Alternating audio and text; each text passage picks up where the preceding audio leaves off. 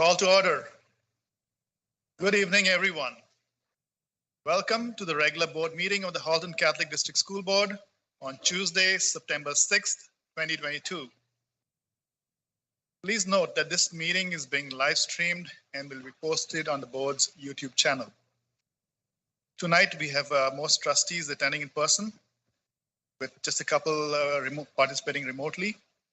In order to be recognized, please use the hand up feature in Teams to be automatically placed in queue. For those in the boardroom, please remember to turn on your desk mics on when you speak. For those attending remotely, please remember to turn on your microphone and camera when you're recognized to speak, and turn off your camera and mics otherwise. Trustees, please remember that if you speak when you're not recognized or when you do not have the floor, you will be muted. I hope our students, parents, staff, administrators, and my fellow colleagues had a wonderful summer holiday, and I would like to welcome everyone back to an exciting new school year. I would also like to welcome our new student trustees, Trustee Chua, Trustee Kuzma, and our returning trustee, Trustee Boy. We look forward to working together with you. And I would like to welcome Director Kroll to his first board meeting as director. Welcome. Moving on to the first order of business, which is land acknowledgement, opening prayer, national anthem, and the oath of citizenship. I now ask staff to please start us off with the land acknowledgement.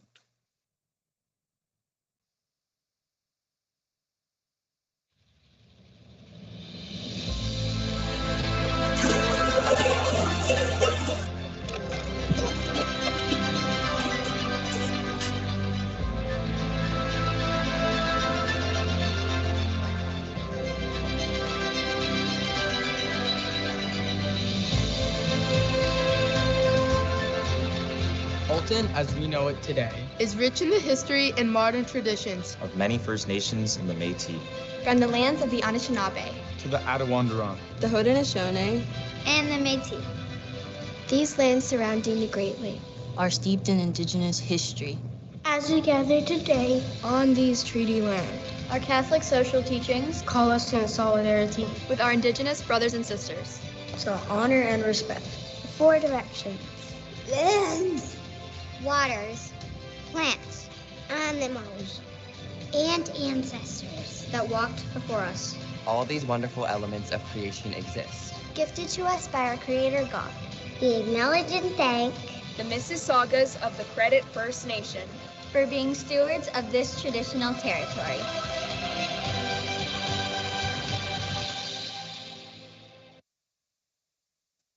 Thank you. Trustee Bowie, would you now please lead us in the opening prayer, the national anthem, and the oath of citizenship? I'd ask everyone to please join me in making the sign for our faith. In the name of the Father, Son, and Holy Spirit. Blessed are you, Lord God, creator of body and mind and heart. You have sent the spirit of wisdom and knowledge to guide your people in all their ways. At the beginning of this new school year, we implore your mercy. Bless the students, teachers, and staff of the Halton Catholic District School Board, that together we may grow in faith, hope, and love as we learn from you and each other how to follow your Son, Jesus. Expand the horizons of our minds that we may grow in wisdom, understanding, and knowledge. Deepen our commitment to see the truth of your ways, and enliven our faith to reach out to those in need. Guide us to foster environments of achieving, believing, and belonging in each one of our schools as we embark on this new school year together in your name. We ask this through Jesus Christ, your Son, Father, Son, and Holy Spirit. Amen. Please stand for the singing of the national anthem and the oath of citizenship.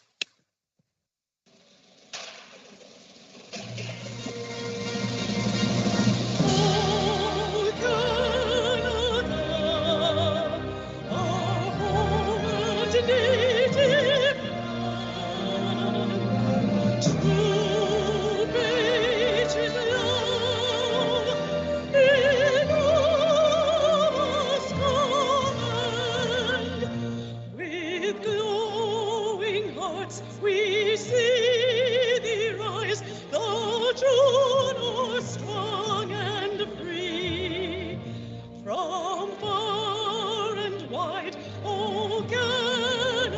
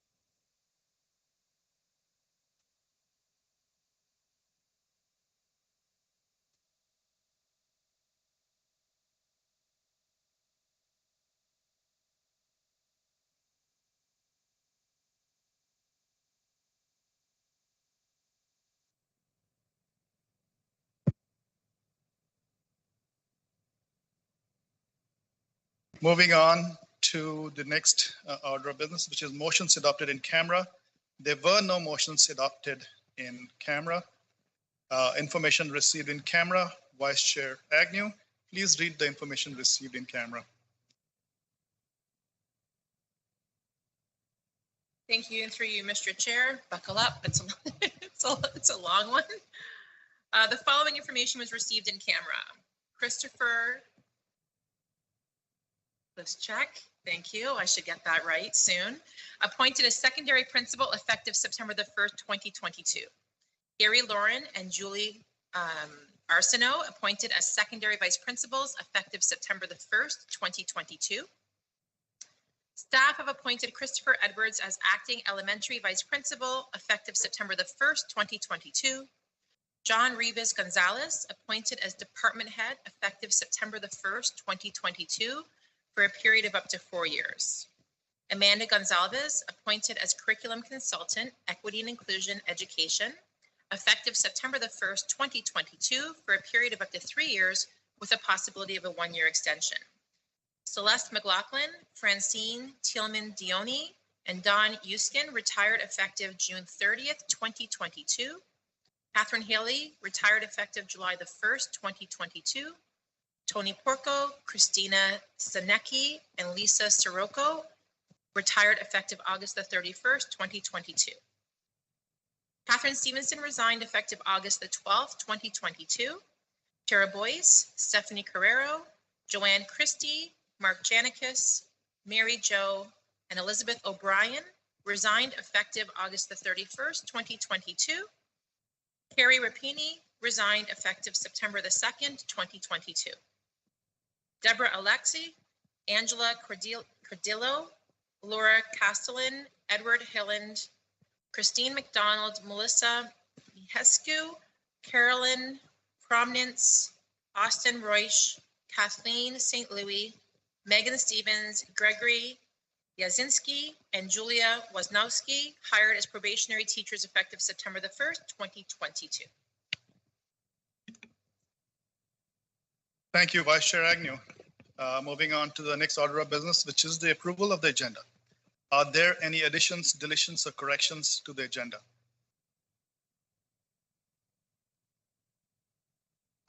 Vice Chair Agnew, you have your hand up. Yes, thank you. And through you, Mr. Chair, I would like to make a notice of motion. Can you state the title of your notice of motion? Code of Conduct Reports. So it will be placed under item 10.4, Code of Conduct Reports. Thank you, Mr. Chair.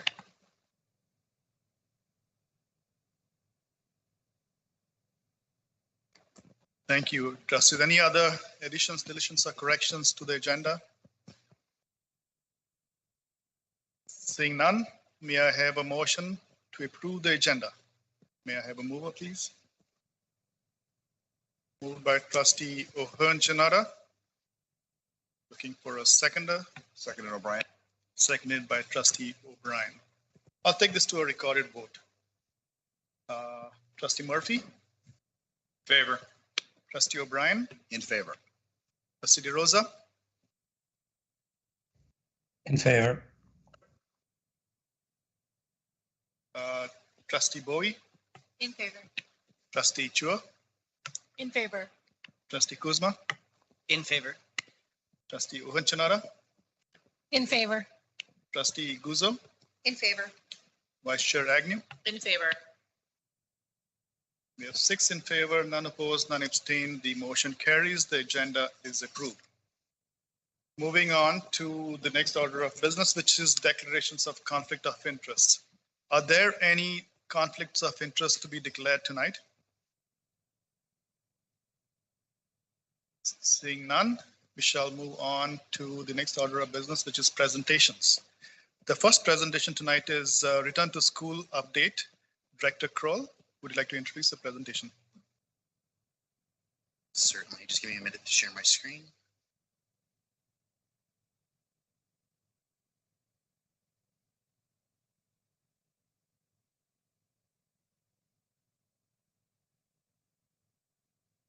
So good evening. It's a pleasure to be back and to welcome you all back. We had an opportunity today to open our doors for the first time in a couple months to parents and welcome students. And I will say we had a lot of our senior staff out at schools today and wanted to just get a sense, as we always do, what's the experience? What's it like? What are you seeing? Spoke to a number of our departments, able to walk around the building today and just talk to different people working here. And the general sense that they had was things were pretty calm and things went pretty well. It doesn't mean that issues don't pop up during the day, but in talking to students and talking to my own kids, my wife, a teacher, talking to some of their experiences, everyone felt like they had a pretty good start. They felt like they were rested. So overall, we were pleased with the start of the school year. I'm going to share a school update with you. I was reflecting on Director Daly's school update from last year. This one's going to seem kind of dull by comparison. And the reason for that is that there's not a lot of changes from when we left school in June to when we've sort of returned to school. So I'm going to provide you just a quick update on some summer programming that we've done that we spoke about in June.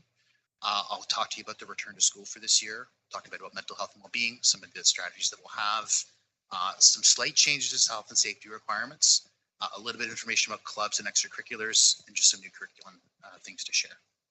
Senior staff and I are here to answer any questions throughout the presentation. Might be better to hold them till the end if that's okay. So when we left, we talked to you about a number of the summer programs that we had running. And again, I just prefer to provide a few highlights. A lot of this information we have already shared with you in June, but just want to let you know sort of we had some very successful summer programming running.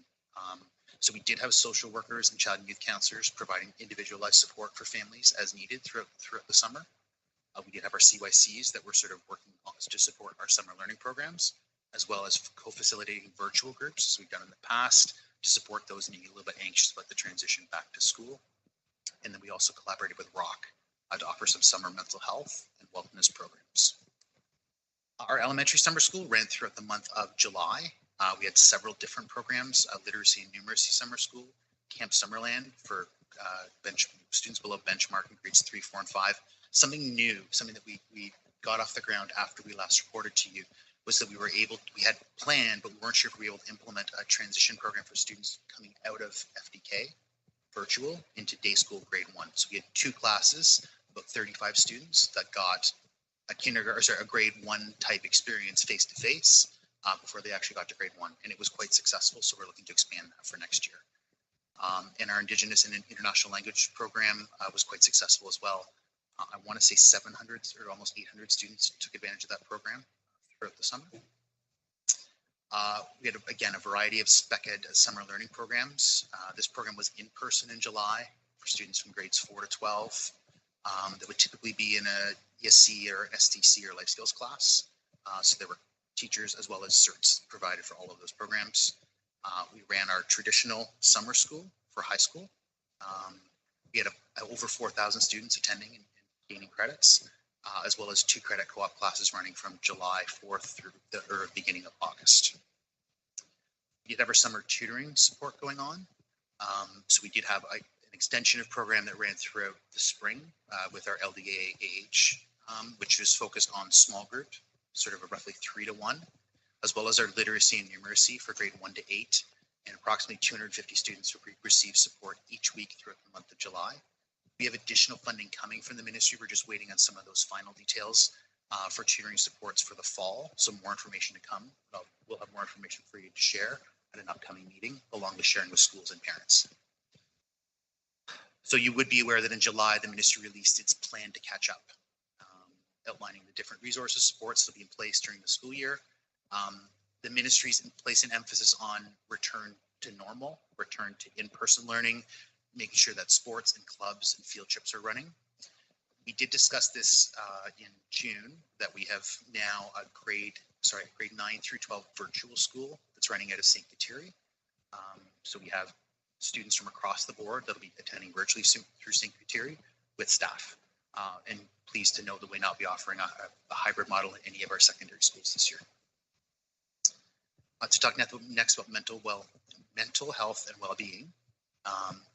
We've identified some priorities there for you.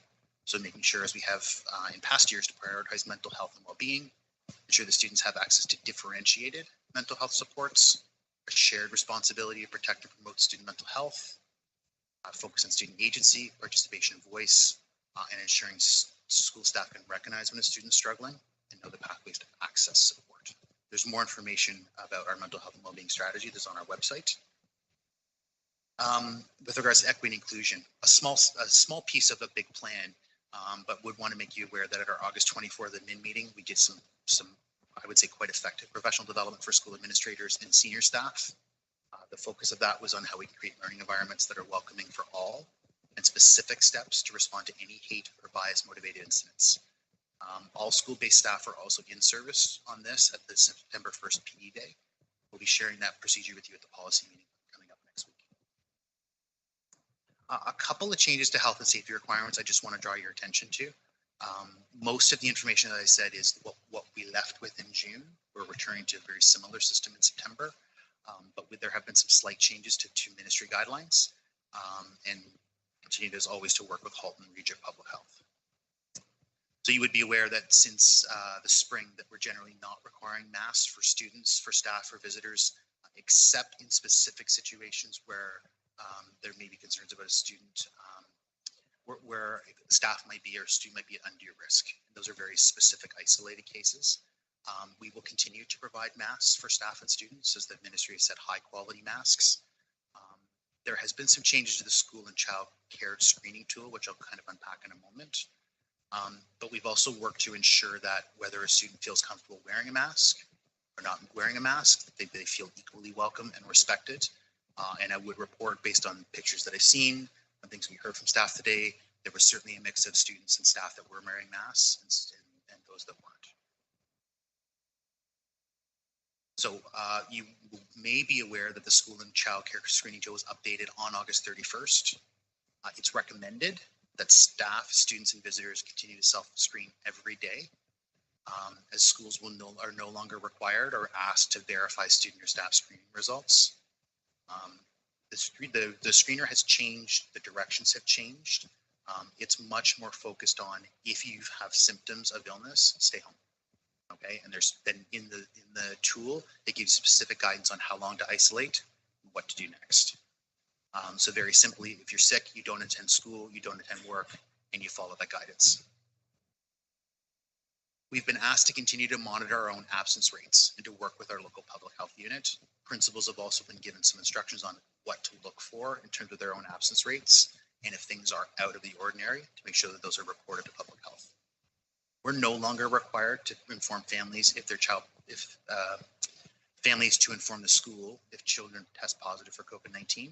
And so therefore, because we're not going to have that data flow, we're no longer going to be reporting cases of COVID-19 within our school communities.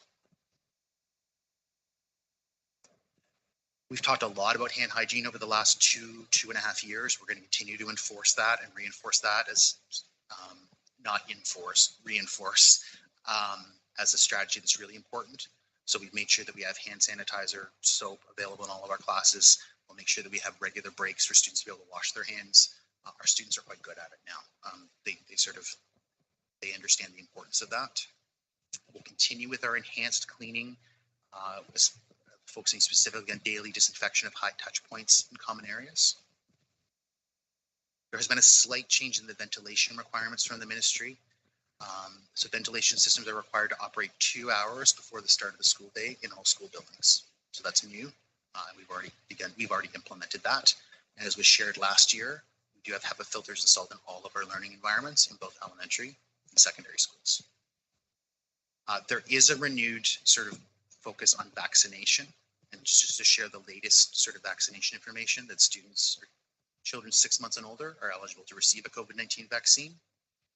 children age 5 to 11 can now get a booster dose once they've sort of hit the 6-month mark. The youth age 12 to 17 are also recommended to get a booster dose. Continue to work with Halton Public Health as those recommendations may change. Just sort of some of the good news stuff. When we were looking at this information from last year, we were just starting sort of that return to extracurricular. I would say we have a complete return to extracurricular, sort of clubs, teams, bands, all of the things that students have experienced a couple of years ago are back.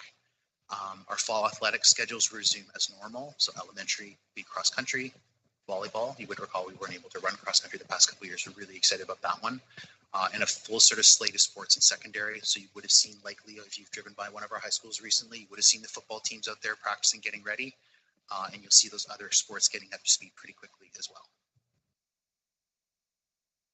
Just a reminder that we do have a new curriculum that we'll be implementing this year. There is a revised science and technology, grade 1 to 8, which we think aligns really well with the board's STEAM strategy. You would recall there is a new grade 9 de-streamed science course to pair with the grade 9 de-streamed math course.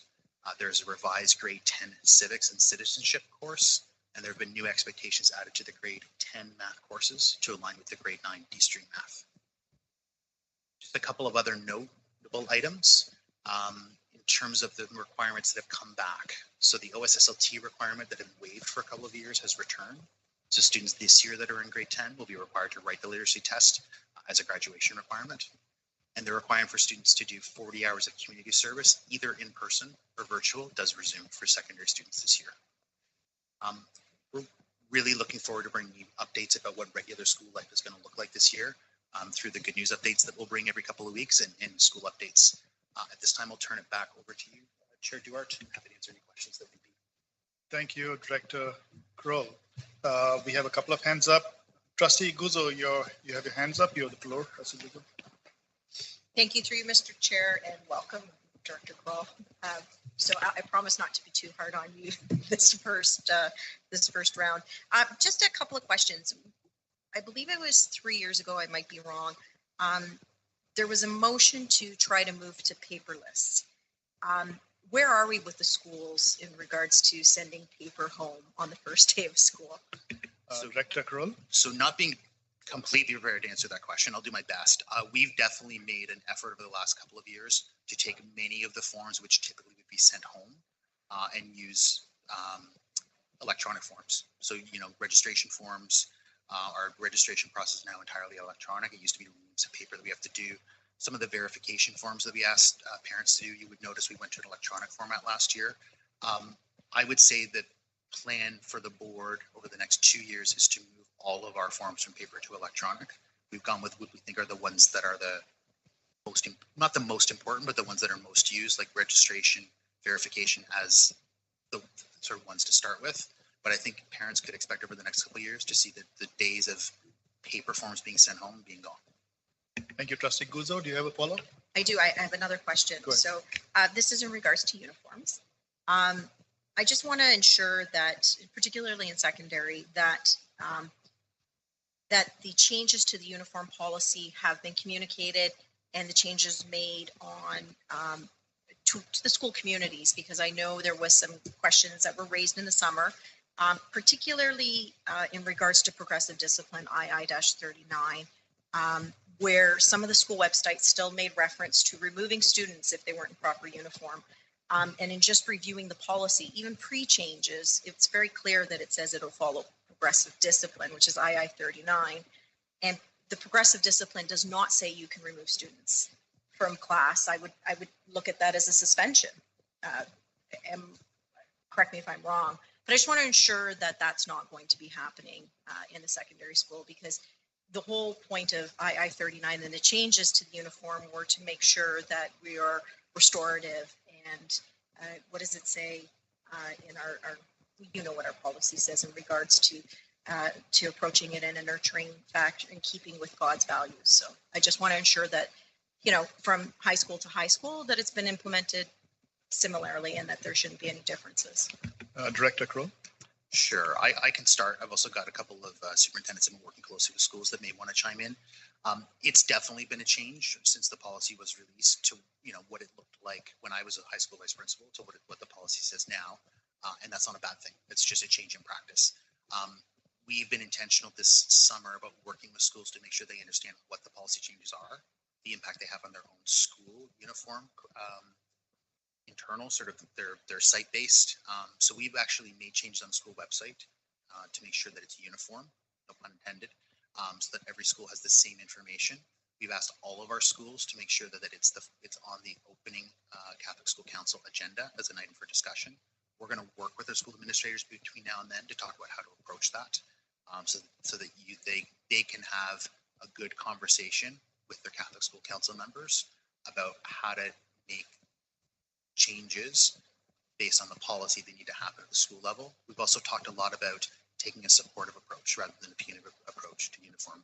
I don't want to say enforcement, but ensuring that students are arriving to school feeling comfortable in the uniform they wear, understanding the reason why they wear that uniform, and then if there is a barrier, a reason why that student can't wear that uniform, that we're going to work to help them get through that.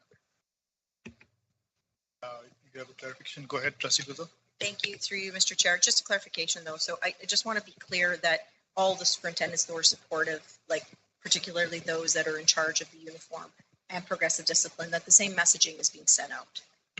Director Kroll? Sure. We met a couple of times in the last few weeks and talked a lot collaboratively about how we want to all be on the same page so that all of our schools are delivering the same message. All students understand what the expectations are, that staff understand how to enforce it. So yeah, I would say it's definitely unified from all of our superintendents and senior staff. Thank you. On the speakers list, we have Vice Chair Agnew, Trustee Chua, Trustee Murphy, Trustee Ohonchanada, and Trustee Bowie. Vice Chair Agnew, you have the floor. Thank you, and through you, Mr. Chair, to Director Kroll. So my question is, my question is around schedules and timetables and the provision of same.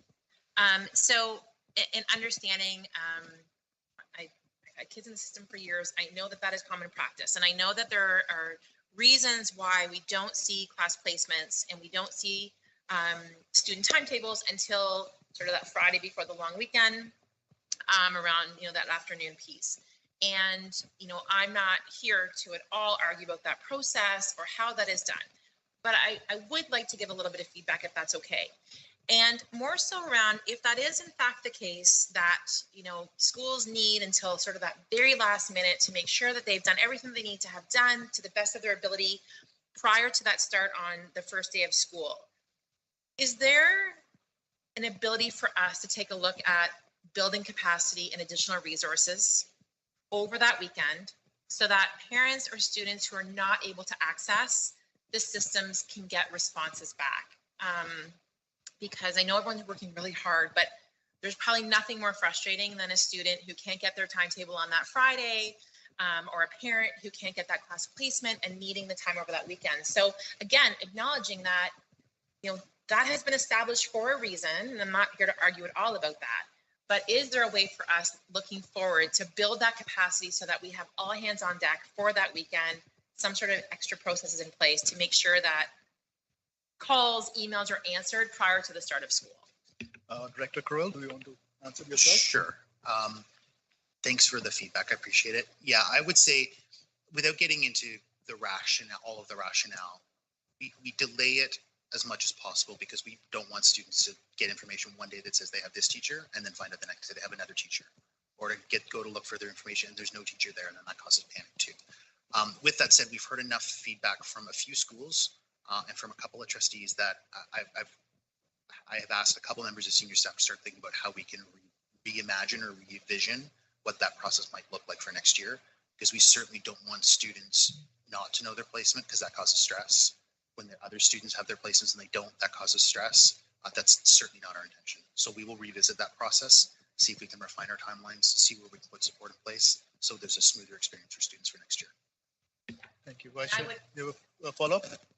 I would appreciate that very much. And I think the families and the students would appreciate that also. And again, it's just having someone on the end of a phone call or being able to answer that email, however it's going to be escalated or however that's going to be handled. I think listen, technology is not perfect. Things happen, things are going to change, but just making sure that there's a responsiveness for people, I think will be really the key to trying to address some of those frustrations. So I appreciate that. Thank you, Vice Chair Agnew. Moving on down the speakers list, we have Trustee Chua. Trustee Chua, you're the floor. Thank you, Mr. Chair. Through you to the Director. I have a question regarding maintenance staff and sanitization in our schools. I know you mentioned that our schools are supposed to have adequate soaps, hand sanitizers, sinks, things like that. But personally in my school and a lot of the schools that my senators are in, there's a lot of issues with bathrooms especially and bathroom sinks. A lot of our sinks are unable to work, which, lets people not wash their hands or, just skip out on it. So is there any way we can solve that issue? Director Kroll. Sure, and I'm going to turn that one over to Superintendent Merrick, who's our Superintendent of Facilities, who can help answer that question.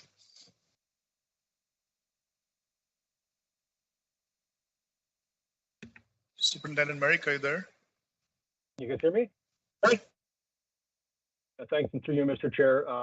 I would suggest that the student trustee let their staff in their school know, and then we definitely have lots of maintenance staff and maintenance custodians in every secondary school that can help fix those things. So if they let their staff members know, we can get a work order in and get that service right away. Thank you. Trustee Chua, do you have a follow-up question? No, I do not. Thank you so much. Thank you. Moving down the speakers list, we have Trustee Murphy. Trustee Murphy, you're the floor. Thank you, Mr. Chair, and through you to Director Kroll.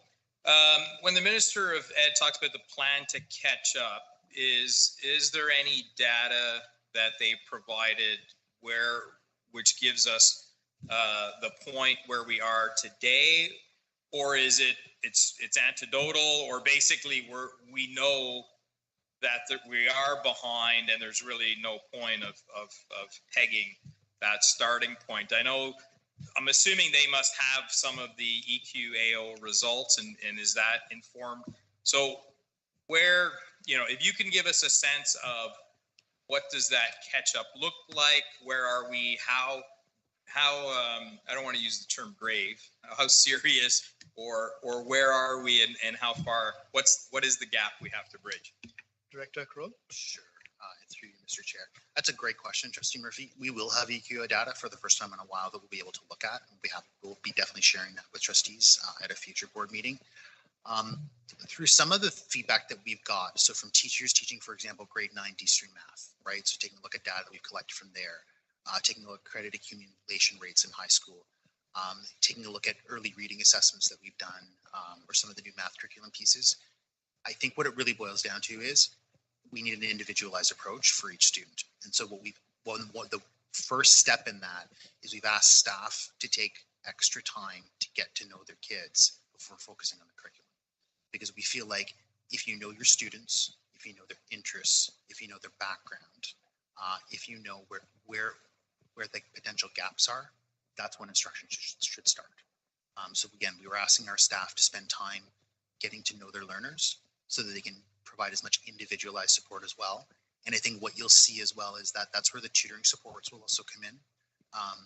The tutoring supports will likely look a little bit different than they did in the spring, in that we'll have a little bit more time to implement them and hopefully a little bit more staff to be able to implement those. So while the tutoring supports that we offered in the spring were largely like after school and in evenings and on weekends, we're hoping to have the ability to actually deploy OCTs into schools to be able to provide individualized tutoring support during the day. Maybe providing coverage so a teacher can work with a small group. Maybe that supply teacher takes a group of students out to work on a specific need. But I would say it's difficult without the data. With the data we have to say there's a glaring need there. I mean, the ministry has helped identify for us that early reading is a definite priority. But I hope that answers your question in terms of the approach that we're taking. But I also think the approach that the ministry is asking us to take. Trustee Murphy, follow up? So then just in keeping with that line, has the ministry provided additional resources for support? Director Kroll? I would say that through the funding that we get from the ministry, but also the budget process that we have, that we work through with trustees throughout the spring, I think our teachers have what they need to do to be able to meet the needs of students.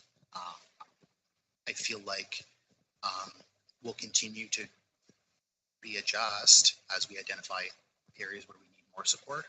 But in terms of, I feel really comfortable that staff have what they need to be able to do the tasks that they've been given. Thank you. Thank you. Thank you, Trustee Murphy. Moving down the speakers list, we have Trustee Ohonchanara. Trustee Ohonchanara, you have the floor. Thank you. Through you, Mr. Chair, to Director Kroll. This is just a question. So the virtual schools that we have, elementary and secondary, what are the numbers of enrollment that we currently have? Director Kroll. I'm going to do my best to answer that. And I've got our elementary staffing expert and the secondary staffing expert superintendents on the line to back me up. I would say we're close to just under 200 in elementary, and let's call it 40 in secondary. Awesome. And I don't think we have a lawyer present. Do we have a lawyer on the road? So it's okay. Director Kroll, you're okay. So thank you. No I problem. just wanted to kind of get a feel of how large that number was. And just for context, when we opened our virtual school 2 years ago, we had 5,000 elementary students. So very small numbers, and that we're still able to meet the needs of those families that want that support, I think is a good thing. Thank you. Trustee Ohonchanara, you have a follow-up? I do have it's a comment, and it's really through you, Mr. Chair, to Superintendent Merrick. I want to thank Superintendent Merrick, and I can only speak for Halton Hills because I didn't drive the entire board, but the paving, the painting, the outside space is well done. Really, to start a new school and go into your gym and it's new colors, or go outside and it's a new blue pathway. If I was a kid, I would love it. So I just want to thank you and your team. Thank you, Trustee Ohonchanara. On the speakers list, we have Trustee Bowie. Trustee Bowie, you have the floor. Thank you, Mr. Chair, and through you to Director Kroll. My first question was sort of half answered, but I'll be more specific about the tutoring supports coming this fall. Just sort of generally, what will that look like on the student end, and who will that be accessible to? It's sort of my question. Director Kroll. Sure. Without having all of the information, I'll answer the best that I can. The efforts that we made to provide tutoring support in the spring was really based on having teachers willing and able to do that. And to be honest, I was really impressed with the number of staff that took us up on that opportunity. Because they were tired. It was near the end of the year and we were rolling out something new. And so the fact that we had, over 200 staff members put their hands up and say, yeah, I'm willing to give up my time after school and work in a different capacity, I was pretty impressed with. We're going to continue to offer that. And I would hope that with the start of the new school year, maybe some young teachers looking for work will be able to have additional tutors. I think the goal for our tutoring program is to be able to say, one way or another, we're going to provide support to every kid that asks for it, or every kid that we identify as a school system that needs it. We're going to look to partner with third-party community agencies as well. That's been something the ministry's asked us to do. We didn't have enough time to get those partnerships really well developed in the spring, but that'll be the work that we're going to take up in the fall. In high school, it's going to look probably a lot like what it did, the math supports that were in place. You may or may not be aware of each high school, but I think the hope would be to expand that to sort of meet additional needs. I guess all I have to say is you've asked a fully developed question. I've given you a half-developed answer because we're still working on it, but I'll be happy to sort of update trustees over the next few weeks as we put those plans in place. Thank you, Trustee Bowie. Do you have a follow-up question? Yeah, I think just clarifying, like what I'm most interested in is like, if a student identifies themselves that they have that need, how do they access that help? But I will work through those details as it comes. My second question is a topic that we've had some lengthy discussions about, so I apologize for bringing it up again. But as exams are coming back this semester, I know that we've done some excellent work in preparing our students for those. I just wanted to ask about sort of what supports we're seeing going into the fall for students as they approach that. Director Kroll? Sure, through you, Mr. Chair. We're going to be bringing a report to the board next board meeting to talk about which courses will be offering exams, what those, so, and again, I would expect with a return to school, we will see, I don't want to put words in other people's mouths because the discussions haven't happened yet. We're bringing our subject councils together. So our group of department heads, along with school administrators and senior admin, those meetings will be happening early next week. And then I'll be reporting on that. I think the focus will, if you're asking me to predict, I think there will be a focus on ensuring that students that are going through a university or college pathway have an opportunity to experience exams in senior level courses, at least. Thank you, Trustee Bowie, and thank you, Director Kroll. On the speakers list, we have Trustee Guzzo. Trustee Guzzo, you have the floor.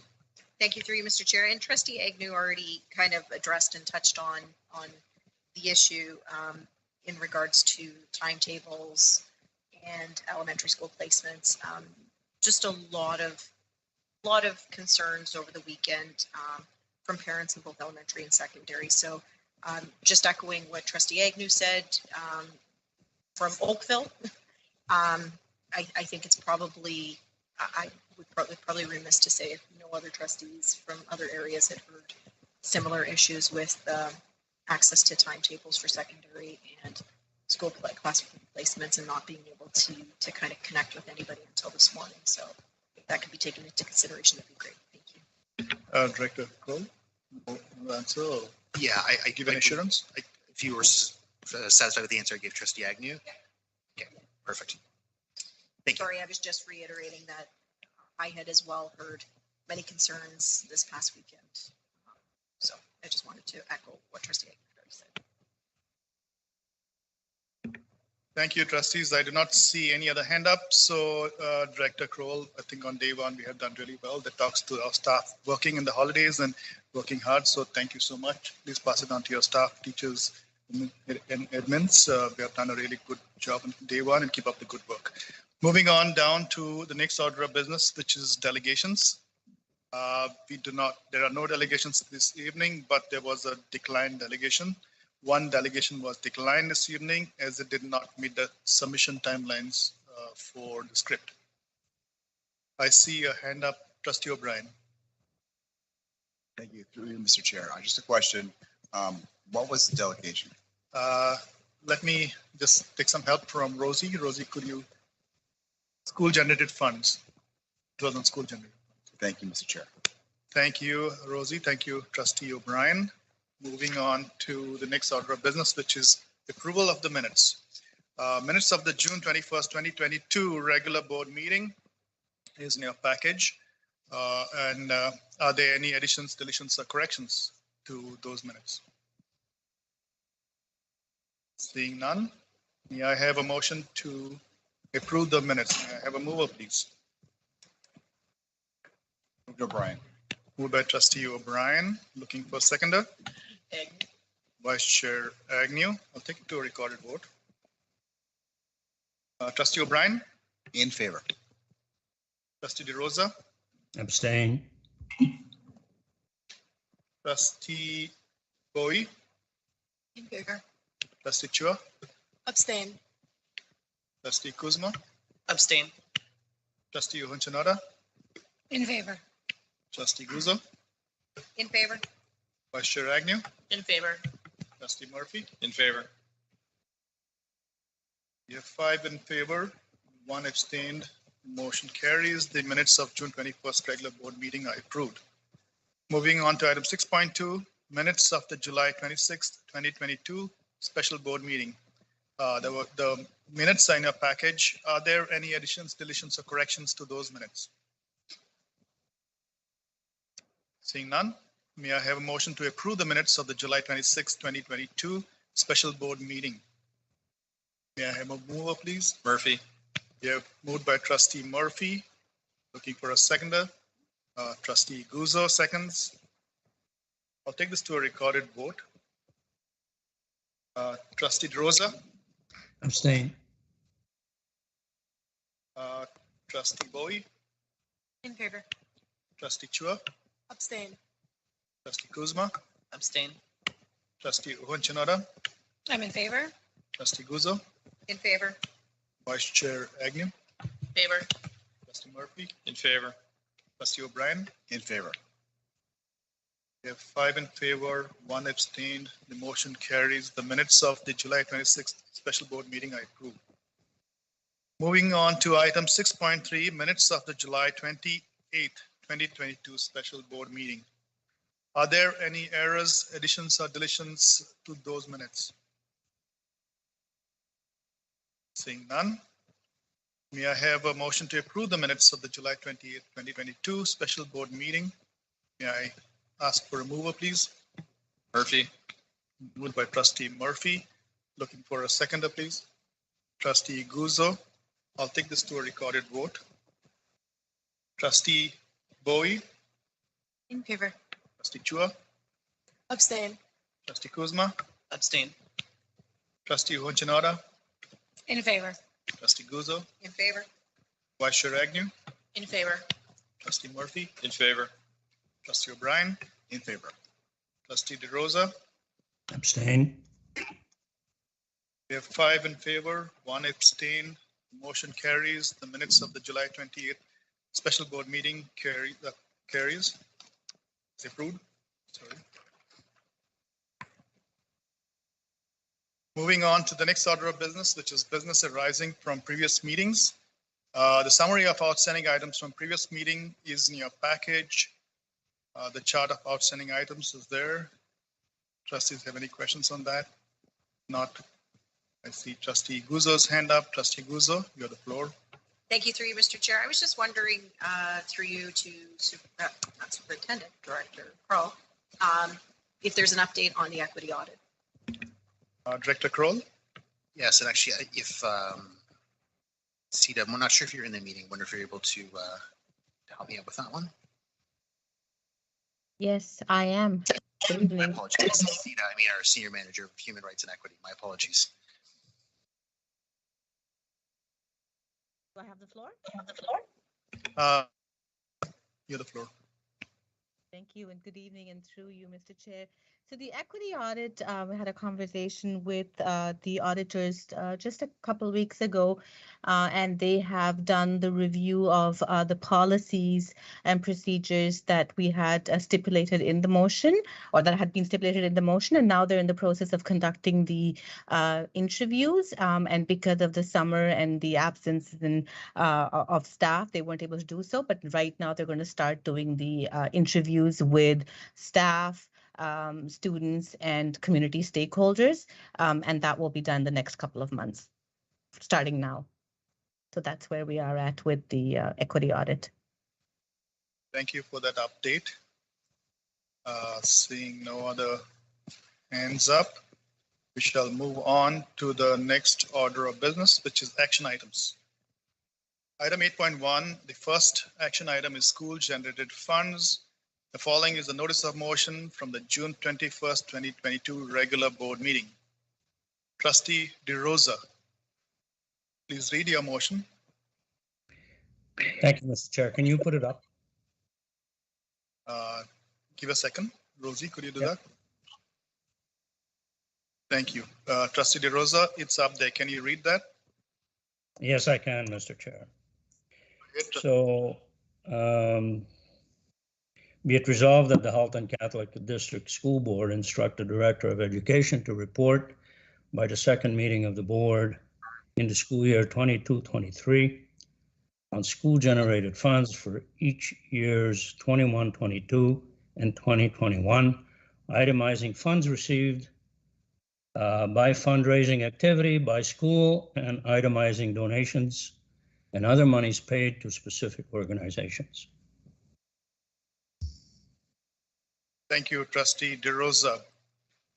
This motion is moved by Trustee DeRosa. May I have a seconder for this motion, please? I will second it, Mr. Chair. O'Brien. Seconded by Trustee O'Brien.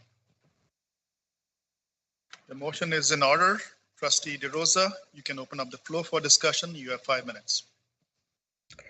Mr. Chair, I think I submitted a narrative. Could you put that on the board or ask someone to put that on the board as well? Trustee DeRosa, yes, the way we work is we don't put a narrative up there. You have 5 minutes to present, Trustee DeRosa. So if you have the narrative with you, please proceed to read that. Okay, well, the narrative was fairly short. I was hoping to be as effective as possible, but essentially, school-generated funds are a material part of our balance sheet, and we are required to report on them. I believe there's also an annual reporting requirement that's expected. I don't believe that we reported this year, so I'm bringing this motion forward so that we can report and understand school-generated funds as to where they came from and where they were given to. I believe the balance that we carry on a regular basis on our balance sheet is approximately $3.5 million, and I may be off a little bit. That's a material amount. And I think for financial transparency and responsibility and reporting, we need the information I'm asking for. So that's it.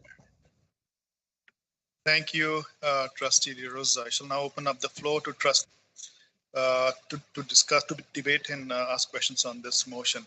On the speakers list, we have Vice Chair Agnew and Trustee Guzzo. Vice Chair Agnew, you have the floor. Thank you, and through you, Mr. Chair. I know that this has come up previous times before at this table, where there's been a multitude of questions that have been answered. Because this motion is on the floor, I think it's important that we perhaps revisit some of those explanations and information that we have been provided before with respect to school-generated funds. So I would ask through you, Director, perhaps to Superintendent Lofts, if he wouldn't mind commenting on how we currently report on school-generated funds, the mechanisms that are used for that, and all of those wonderful things about how we currently deal with school-generated funds. Thank you. I'll pass this to Superintendent Lofts. Superintendent Lofts. Thank you. Through you, Mr. Chair. Adam Cross is here as well in case I may miss something, so he can jump in as well. So Adam Cross is our Senior Manager of Financial Services. So as far as, I guess, just looking at the motion in general, just as trustees would know, we are actually going through our year-end audit right now. We're actually, technically, it's just kind of starting up. And part of our year-end audit would include auditing the school-generated funds. So that would be part of that audit. Now, typically, our audit is finished for the audit committee in November. Our first meeting or so in November, hopefully before our second meeting as a board to bring before the Board of Trustees. As we've talked about a little before on this issue, we are audited. It is part of our audit as overall board audit. We also look at about 5 to 6 schools that our auditors will go out and examine all aspects of a day-to-day school operation, which would include SGF as well. So it is captured in that area as well as the yearly audits. As trustees would also know, is a lot of this fund is actually the donation to the school. So school will receive this funding. This funding, Trustee DeRosa is correct in that it is reported on our financial statements, but it's also reserved every year. So the board, it doesn't roll up into our year-end, the surplus, I should say, doesn't roll up into a year-end carry forward for the board. It's always earmarked specifically for the schools where it originated from. So all the excess balance that they have in their accounts would roll over the following year to the schools. It does not impact the boards or Halton Catholic District School Boards operation budget at all, operating budget at all, nor a capital budget, nor any budget to the board. There is a requirement that there's a reporting that we put up on a yearly basis for each individual school should report by the end of November what their plan is to use with their SGF money on a yearly basis. So that should be published on the individual school site, which is, I guess, technically a board website, but it's actually the school's individual website under the umbrella of Halton Catholic District School Board. So that reporting is also included on a yearly basis. Now that would be a go forward, meaning that it is for the upcoming year, what they anticipate generating in revenue and how they plan to expend that revenue for the current school year. I think that might address a lot of our SGF reporting requirements, Trustee Agnew. Maybe I'll just quickly, if it's okay, ask Adam to see if I may have missed anything. That'd be great. Superintendent Lofts. Senior Manager Adam Cross. Have I missed anything, Adam? Not really. The only other thing to maybe clarify a bit with respect to the audit. So our year ends August 31st. We're closing the year right now. So from a cutoff perspective, the schools don't close kind of their school generated funds for August until near the end of September. So in terms of the 21-22 information, we won't have that finalized until later in September. So the request for the next meeting, we wouldn't have that information available at that time. Chair Agnew, you have a follow-up? I do. Thank you both for your responses. I do have a question with respect to the availability of the information. So recognizing that you had commented that the plans for the SGFs will be posted, what are the means by which parents or people in our school community could find out how those funds had actually been utilized? So there's the plan for it, but then actually how it had been utilized, where the funds had gone, perhaps where the funds had come in from. Is there a mechanism for that as well, Superintendent Lofts? Superintendent Lofts. Through you, Mr. Chair, thank you. There is. We're actually making changes that as well for the upcoming years. Maybe Adam, if you could kind of go through at least some of the changes we're bringing forward for the schools. Certainly. So we met with CPIC before the end of the last school year for the summer break to kind of just bring forward some of the concerns that they had in terms of reconciling the plan to the actual results in any given year. So we took that feedback and now we're revamping sort of that reporting guideline to the schools, where the plan and the reporting documents will essentially mirror each other. So you'll be able to, as a parent, see, okay, these are the fundraising activities that we planned for. These were our carryover funds that we had in the various accounts coming into the year. And then at the end of the year, using the same sort of descriptions, you'll be able to see kind of any revenue you collected and any expenses related to those. And then it's more clear and more transparent in terms of what actually happened versus what the plan was. And it also incorporates all the funds for the school, not just the current year plan, but those carry forward pieces, which I think Trustee DeRosa is alluding to as being an important part of the picture of school generated funds in general. So that's the plan. We're still kind of finalizing those forms so that they're easy to use for the schools, but yeah, the plan and the reporting will now mirror, so it's pretty clear as to the flow of funds for the school. Thank you. Moving down the speakers list, we have Trustee Guzzo. Trustee Guzzo, you have the floor. Thank you. Through you, Mr. Chair, and for all of the reasons that were just said, I cannot support this motion. Similar to last time, these funds are raised by parents and students for their schools, specifically for their schools, by their schools, in consultation with their schools and their school communities. It's not government funds. This is money that they get to choose what they want to do to improve their school environment. I'm not sure how many times we have to repeat this and talk about this. It's ad nauseum.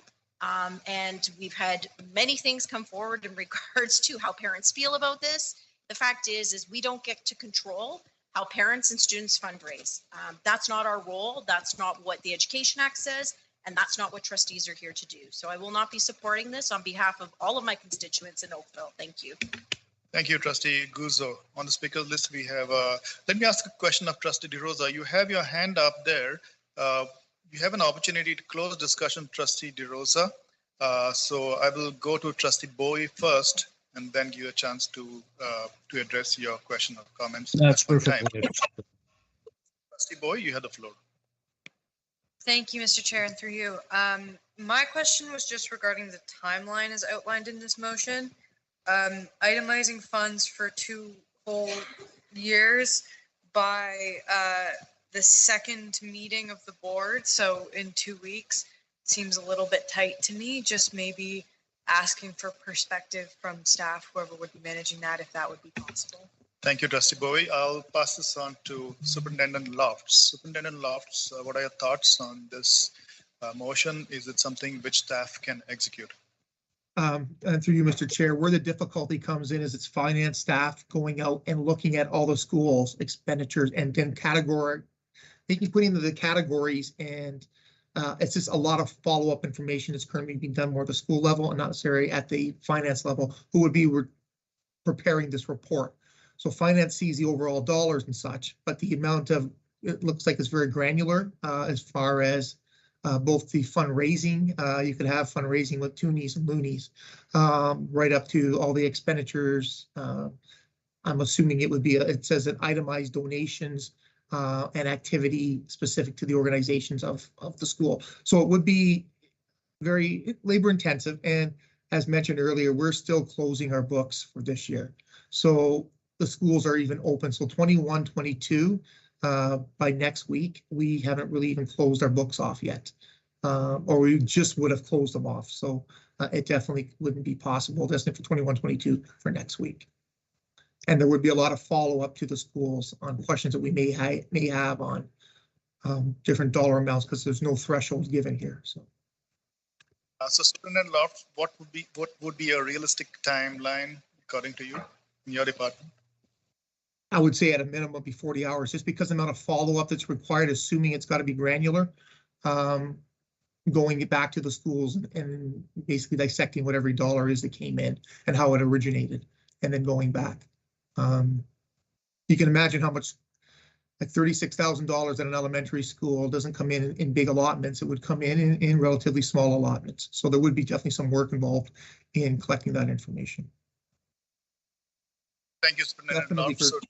Sorry, Mr. Chair. Trustee Bowie, does not seem realistic to your answer, is that?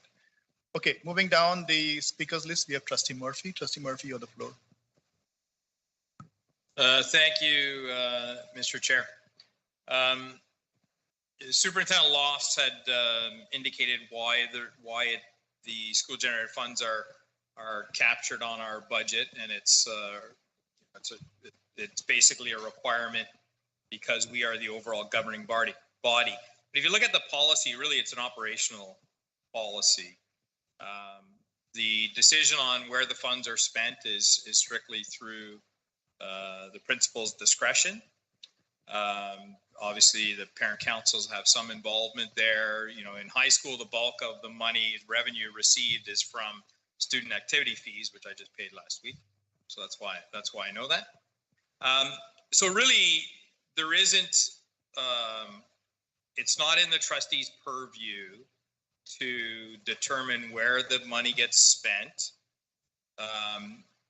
The overall functioning and policy, the policy is in the trustees' purview, and if there's changes or things that need to be done, then that is where it needs to be done, at policy, in policy.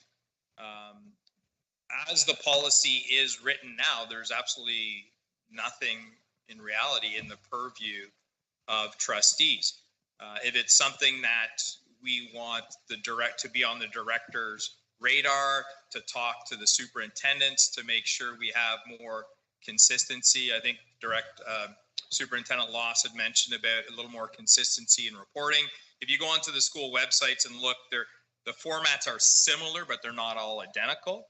And I think that would be more beneficial. But as it stands now, this really is not in the purview of the Board of Trustees.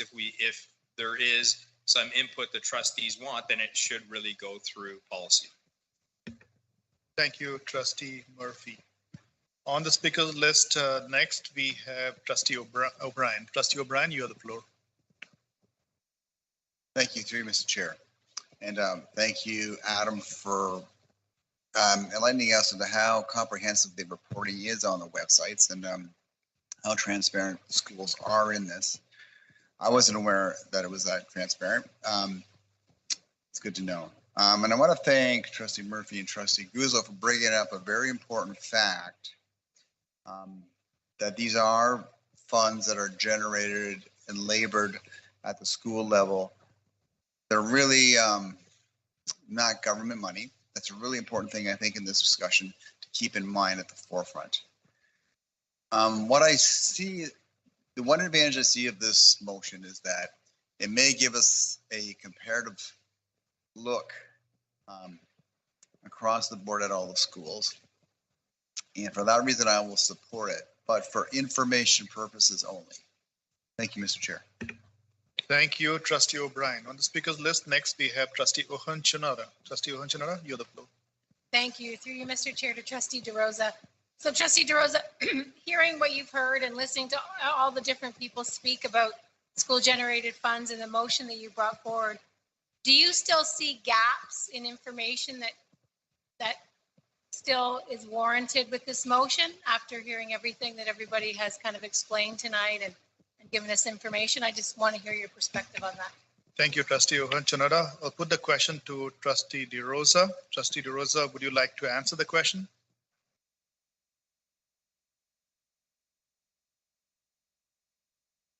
Trustee DeRosa, are you there? There we go. Can you hear me? Yes. Thank you for the question. I think the common message that I've heard is that there is inconsistency, first of all, inconsistency in the reporting. So I think there's a need to consistently report in the same manner so that we can get a total picture. So that's item number one. I believe that one thing has gone, is that in fact, the $3.5 million that get carried over every year are existing on our balance sheet. The mention that the auditors in the past, or maybe even the auditors now, is that it falls below their materiality limits. Now, the auditor's interest and the committee's work on this is in doing enough tests so that they can satisfy themselves that the opinion that they offer on the financial statements is supportable. That is solely to the discretion of the external auditors. They could set $10 million as a limit. That's strictly for their purpose. It has no reflection on the fact that these funds are in fact in our books. So by virtue of the fact that they are in our books, regardless of the fact that my colleagues, Trustee Guzzo and others think that we have no interest in this, automatically there is a responsibility because they are in our books and they are part of our financial statements. There's a responsibility for trustees to exercise financial oversight. We have to know what makes them up. We don't have discretion. I'm not trying to change authority over the funds. I just want to know what makes up $3.5 to $4 million a year on a balance sheet, which should be of interest to us. So to me, it's all about exercising financial oversight, which is one of our major responsibilities, statutory responsibility under the Act. So I'm not coming from it from any other point other than that. So we have inconsistent reporting. We don't really know what the total picture is, other than the fact that we have a balance of $3.5 to $4 million year over year in a program which I've always understood, and please correct me if I'm wrong, in a program that's supposed to revert back to zero at the end of the year, and it never does. So I'm asking questions as a responsibility to exercise our financial oversight responsibility under the Act. I hope that answers your question. Thank you. Trustee Ohonchanada, give me a second. So I'd like to remind all trustees that we will not address them across the table by their name. We'll address as my colleague trustee. Okay, so we'll not call out names across the table. I'd like everybody to be respectful. Thank you. And Trustee Ohonchanada, do you have a follow-up question? I do. Thank you. Through you, Mr. Chair, to Trustee DeRosa. You mentioned inconsistencies. Maybe my brain is thick tonight, but could you give me a specific example? Like, are you referring to inconsistent amounts that each school may have or inconsistent reporting? I don't know which one you're speaking to. If you could speak to I that. just make some, I'm happy to answer the question. That issue to me is the fact that the reporting methodology is not the same across the board. Trustee DeRosa, the question was put by Trustee Ohonchanada. I'd like to run the meeting in a very orderly fashion. The question was put to me, and I'm passing the question on to you. So Trustee DeRosa, would you like to answer that question? I would like to. I was muted, Mr. Chair. So if everybody can hear me, I will respectfully answer the question through you, Mr. Chair. Go ahead, Trustee DeRosa. So the issue of reporting is, I understand that not all the schools are reporting in the same fashion. So there's a need to realign the reporting methodology. If not everybody reports on the same basis, then the rolled up numbers could not be interpreted the same way across the board. So I believe Superintendent Loft mentioned some fact about some work that's going on along those lines. And I'm very, very pleased that that's the case. But on the issue of the financials, I believe I've said everything they have to say. They are included as part of our balances in our balance sheet. As a result of that, they are part of the trustee's responsibility to exercise financial oversight. And that is in the Act. And that is one of our key responsibilities as trustees. So I'm glad to see that there is some focus on it. I'm glad to see that there is the work is being done. And I do acknowledge the fact, and I'm perfectly willing to have a friendly amendment to the motion that will deal with a more reasonable period of time. But what I'm asking for in the motion is essentially transparency and consistent reporting so that we basically understand what those significant balances are made of. That's it. Nothing more, nothing less. Thank you. Thank you, Trustee Ohunchanara. Did you get the answer to your question? Yes. Okay, thank you. We shall move on down the speakers list. We have Vice Chair Agnew. Vice Chair Agnew, you have the floor. Thank you, and through you, Mr. Chair. So I just wanted to, because we heard from Superintendent Lofts, and then we heard from Adam with respect to what's being reported and how it's being reported, but I might be a little bit confused because then Trustee DeRosa had made some comments with respect to that information not being there. So I just want to confirm one more time with Superintendent Lofts and Adam. The school generated funds are in fact reported, correct? They are reported, they are there, they are on a statement, they are reported. There's a mechanism for doing that. We are cleaning it up a little bit, making it more consistent, but those funds are actually reported in some fashion currently. Is that correct? Superintendent Lofts, can I call upon you? Through you, Mr. Chair. Yes, that is correct. Those funds are definitely reported. They're part of our year-end statements. So they're definitely reported in our year-end statements. Vice Chair Agnew, do you have a follow-up? Thank you, Vice Chair Agnew. On the speakers list, next we have Trustee Guzzo. Trustee Guzzo, you have the floor. Thank you, through you, Mr. Chair. There was a statement made that the funds need to go down to zero. Correct me if I'm wrong. I'm pretty sure that the board, similar to our financials, that we're like when we put money aside into our operating fund and we have, let's say, that couple of $1 million that kept getting referenced particularly during COVID when we were using those funds. Correct me if I'm wrong, but that would also apply to school generated funds where balance doesn't need to go to zero. So through you, Mr. Chair, I don't know if it's Superintendent Lofts or whoever on his team would like to clarify that. Superintendent Lofts, would you be able to clarify this question? Certainly, through you, Mr. Chair. Maybe I should reference too that part of the Trustee Dose is correct that ideally in a perfect world, all that money would be spent in the current year. The problem is some of these items overlap our year end, our August 31st year end. And an example I give is the $65 activity fee for our secondary students. And then we also, I'm not saying allow is the right word, but we also can reconcile at least that an additional $35 or so for projects that the schools may be saving up for, football helmets, things like that, that could be coming, big ticket items that be coming up in the upcoming year. So when you look at that on the secondary level, so it's about $100 per student. So that's about $1.3 million that theoretically we should have access at the end of the year. On the elementary panel, we have it at around the $35 or so.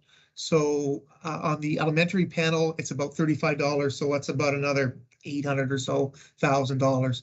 So roughly $2 million or so, maybe a little bit more than the $2 million.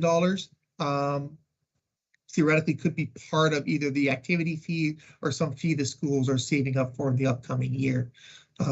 So that could also factor into the excess balance at the end of the year. Is that what you were referring to, Trustee Agnew? Trustee Guzzo had asked that question. Oh, I'm sorry, Trustee Guzzo. Through you, Mr. Chair. So I guess the question is money can go over to the next year. It's allowed. We have allowed it. Just the activity fee alone would be something that is paid in the previous school year and then is being used in the upcoming school year. So that's one example. Yeah. Clarify then, which means it would not go to zero. That is correct, yes. Thank you. Thank you, trustees. I do not see any other hand up. Trustee DeRosa, your hand is up, and you have time to close discussion, and we'll take it to a vote after that. So Trustee DeRosa, you have the floor. Thank you, Mr. Chair. Just one point of clarification. I never stated that there was no reporting. There is inconsistent reporting. So just a point of clarification to the statement that my colleague, Trustee Agnew, made. Now, look, I appreciate the explanations that are coming, from every direction. My motion is really to put it on paper and divulge those explanations to everybody consistently at the same time. So, I hope you'll see the method and the madness of this motion. There is no nefarious reason for requesting this information. I don't think we can exercise financial oversight over this issue without this type of information coming forward. That's all I have to say, Mr. Chair. I hope some trustees will support it. Thank you. Thank you, Trustee Rosa. I see Superintendent Loft's hand up. Before I take it to vote, let's see if he has got any comments. Superintendent Loft. Yes, and through you, Mr. Chair, one thing I'd just like to confirm with trustees is when I was mentioning the audit, it is very consistent, it's very prescribed. One of the pillars of accountants is to be consistent. So when I mentioned that the reporting on our financial statements is reported on a yearly basis, it is very consistent. So just so trustees are aware of that, it's not inconsistent. We're talking more of an operational function, but from a roll-up function in our financial statement, it's a very consistent process. So just to clarify that. See another hand up there. Trustee Owen Chanada, I actually called the vote. Trustee DeRosa, I've called the vote. Okay, so we'll I would have liked to respond to that, Mr. Chair, but very quickly. Rosa, you had your chance to talk to this, so let's just call. It's your call. You're the referee, Mr. Chair. It's your call. I like to be a good referee. So I shall now call the vote. Trustee Owen Chanada, how do you vote? Trustee Guzzo? Opposed. Vice Chair Agnew? Trustee Murphy? Opposed. Trustee O'Brien? In favor. Trustee DeRosa? In favor. Trustee Bowie? Opposed. Trustee Chua? Opposed. Trustee Kuzma? Opposed. So we have 2 in favor, 4 opposed. The motion fails. Shall now move on down to the next action item, which is Finance Committee. The following is a notice of motion from June 21st, 2022 regular board meeting. Trustee DeRosa, please read the motion. Mr. Chair, I'd like to withdraw that motion. Okay, Trustee DeRosa, since you are requesting to withdraw that, it shall be withdrawn and removed from the action items. Moving on down to the next order of business, which is staff reports. There are no staff reports tonight. We shall move on to information items, which is the next order of business. The first information item, 10.1, student trustee update.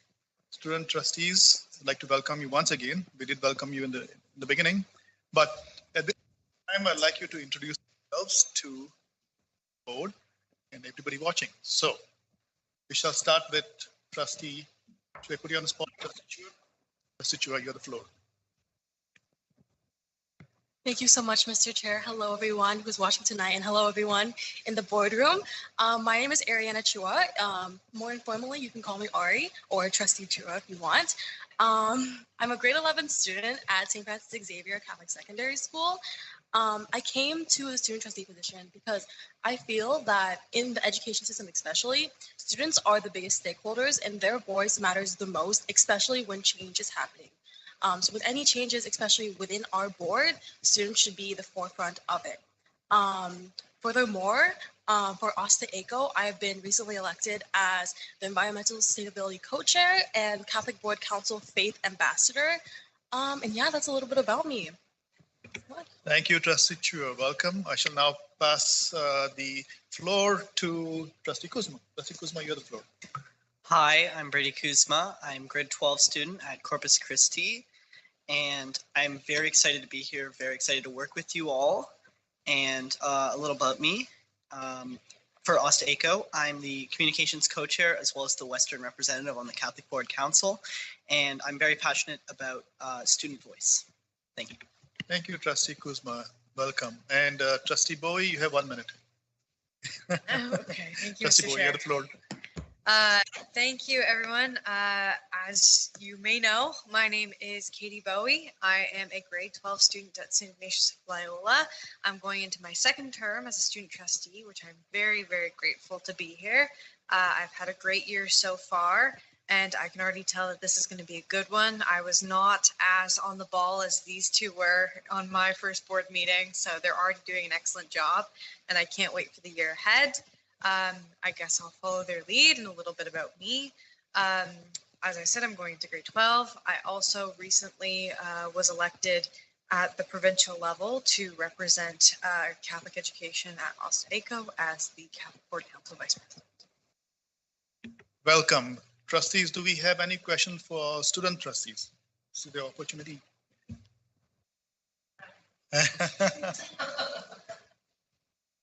Thank you. I see no questions for our student trustees. Welcome once again. We're looking forward to working with you.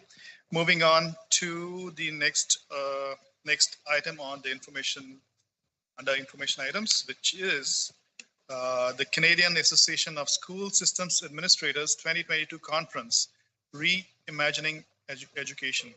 Superintendent Dinolfo and Superintendent Nar, you have the floor. Thank you, and through you, Chair. I'm pleased to share with you a report that outlines a professional learning conference that Superintendent Dinolfo and I attended early in July. The conference was put on by the Canadian Association of School System Administrators, commonly known as CASA, and focused on reimagining education. We had a lot of opportunities to have dialogue with colleagues across the country that were very relevant to the current work that we're doing in our district. There was a blend of keynote addresses along with workshops and breakout sessions.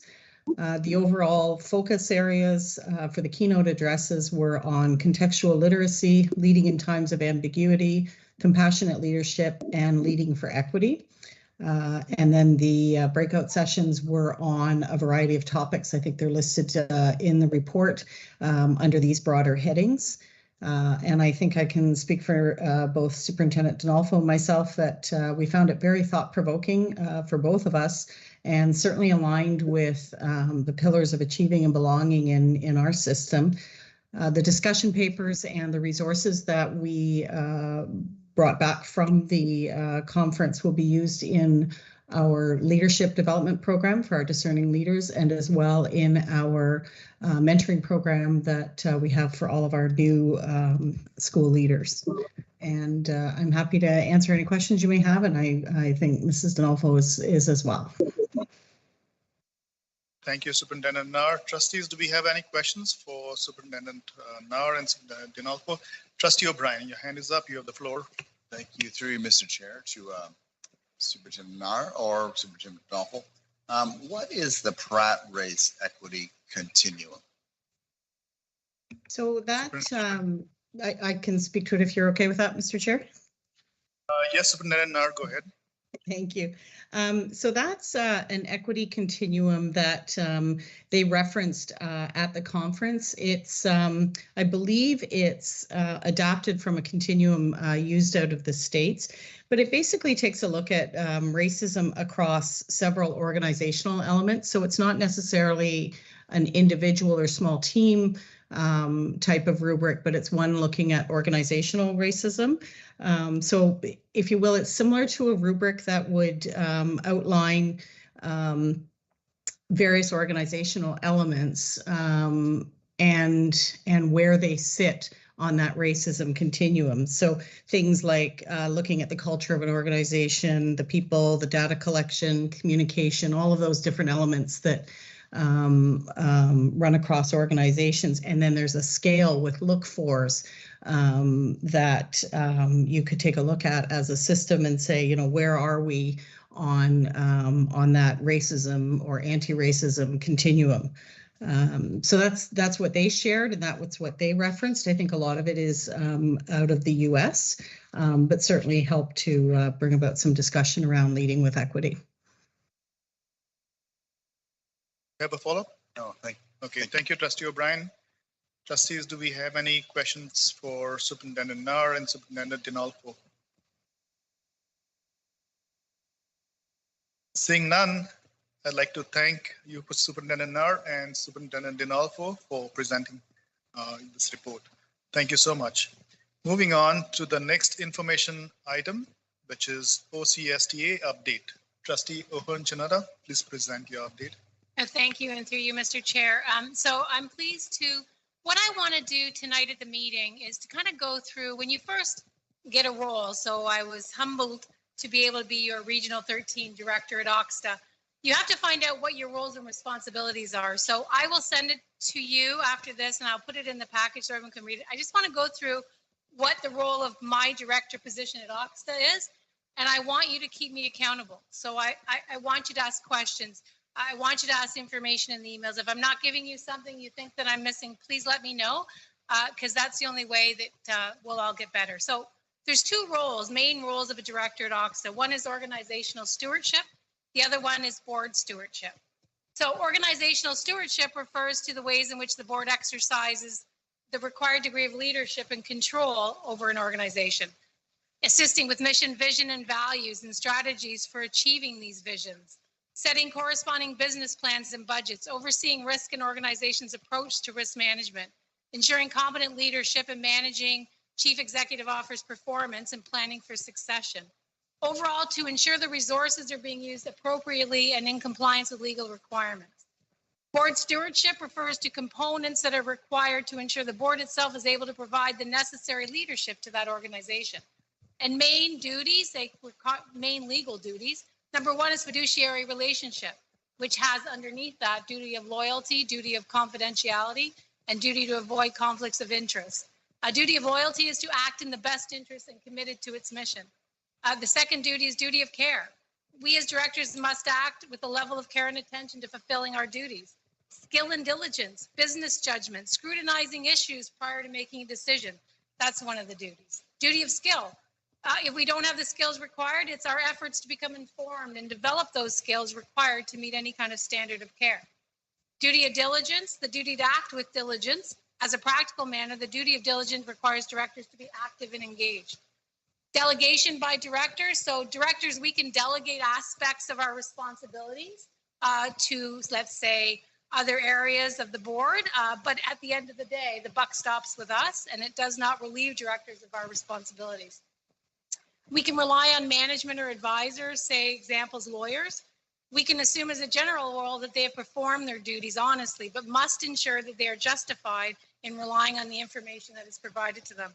And dissent. Directors are entitled to dissent from any decision the board has and to have that recorded if that's a board decision. So that's kind of my role and duty, and I do take this very seriously. So if you have any questions now at the meeting or you want to send me an email, please feel free and I'll do my best to explain it to you. I also just wanted to be public relations and advertising. We do have an Oxta regional meeting coming up on September 13th for Central, Region 13. So if you haven't signed up, please come and represent. That would be wonderful. Catholic Trustees Seminar, January the 19th to the 21st. And the Oxta AGM will be April 27th to the 29th in 2023. So mark those dates, put a placeholder, and that's all I have. Any questions? Thank you, Trustee Hunchanada, for your presentation. Trustees, do we have any questions for Trustee Hunchanada? Trustee O'Brien, I see your hand up. Through you, Mr. Chair. Thank you, Trustee Halton, for a very comprehensive report. You mentioned duty of acquiring skills. It's the first time I've heard this, and I'm fascinated by this. So would you consider it would be a trustee's responsibility to learn technology as it comes out? Appropriate for the job. Okay, and I'm speaking on behalf of the director for Oxton, right? Not as a trustee, but as a representative for Oxton. I would see in order to make any kind of decision, whatever tools you need to make you more effective, I would say you would request that kind of training. And to help get and to be scaffolded in any kind of tool knowledge that you think you may require to make an informed decision. Thank you, Trustee Hunchinora. Thank you, Trustee O'Brien. I see no other hand up. So once again, thank you for presenting your report. With that, we have completed our information items. We shall now move on to, we have a notice of motion under 10.4, which is the Code of Conduct report presented by Vice Chair Agnew. Vice Chair Agnew, could you read the notice of motion? We shall not have a discussion. Thank you, and through you, Mr. Chair, and I'll send this to Rosie. So whereas trustees are elected officials expected to discharge their duties and responsibilities in an ethical and transparent manner, and whereas the two recent breaches of code of conduct investigated, deliberated, and ruled upon by the Board of Trustees did not meet the necessary criteria for withholding details from the public. Be it resolved that the Board of Trustees release the two reports referenced by the Board of Trustees in their deliberations of the Trustee Code of Conduct breaches addressed by the Board on July 26th and July 28th. Thank you, Vice Chair Agnew. Trustee O'Brien, you have your camera on. So with that, we have completed information items. We shall now move on to the next order of business, which is miscellaneous information. Item 11.1, we have the minutes of the May 16, 2022 CPIC meeting. The minutes are provided for your information. Next order of business is correspondences, and we have ministry memos, OCSTA, ACO, correspondence provided for your information. And next order of business is open question period. Director Kroll, do we have any questions submitted for tonight? Through you, Mr. Chair, we do not. Thank you, Director Kroll. Next order of business is moving back in camera. We have a couple of items in camera. So I'd like to ask for a motion to move in camera. Murphy. We have a motion moved by Trustee Murphy. Looking for a seconder, please. I'll second, Trustee Kuzo. Trustee Kuzo seconds it. All in favor? Favor. Anybody opposed? Seeing none, the motion carries. We shall now move in camera. I'd like to inform senior staff that they need not join at this point in time. I'd like to request Superintendent Lofts to join us only. And we shall leave this meeting and join the other meeting link, the in-camera meeting link. So thank you, everybody. We shall see you in camera.